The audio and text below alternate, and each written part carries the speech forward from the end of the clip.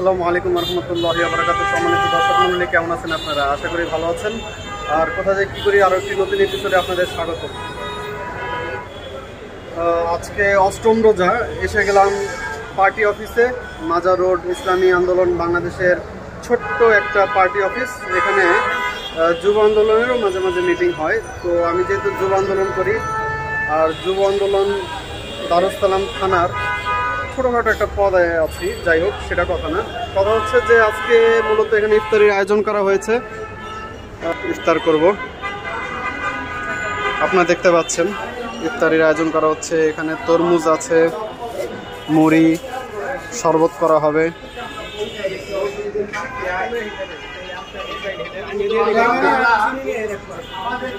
আলহামদুলিল্লাহ, অনেক নেতাকর্মীরা এসে গেছে। আর এই পর্যন্ত অষ্টম দিনের শেষের কাছাকাছি পৌঁছানোর মতন তৌফিক দান করলেন।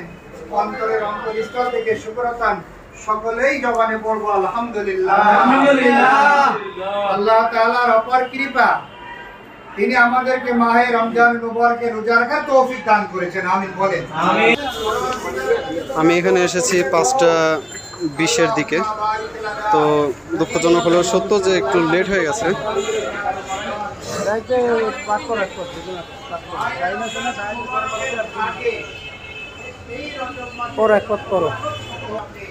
আসলে অনেকটাই দেরি হয়ে গেছে, প্রায় 20 মিনিটের মতো সময় আছে। এই সময়ের মধ্যে সব কিছু রেডি করতে হবে, ইনশাআল্লাহ হয়ে যাবে। এই মাসের জন্য আমরা রোজার আমলগুলো করতে পারি, তৌফিক দান করেন। আমিন।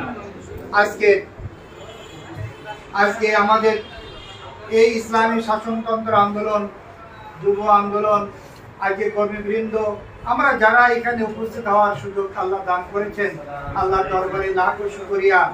আমরা আল্লাহর দরবারে এইটাই দোয়া করি, আল্লাহ যেন এমন একটা সুন্দর মধুর পরিবেশ আমাদের দেশে গড়ায় দেয়, যে পরিবেশে আমরা, আমাদের আহলে পরিবার, আমাদের আত্মীয় স্বজন যেন তারা উন্মুক্ত এই ময়দানে তারা ইসলামের সুশীতল ছায়াতলে তারা জীবন যাপন করতে পারে। আমিন বলেন।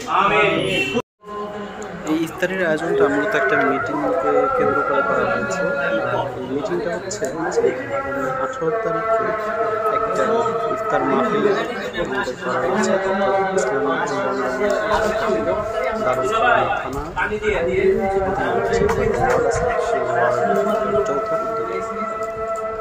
তো এটারই একটা মিটিং হয়ে গেল। আর এভাবে আমাদের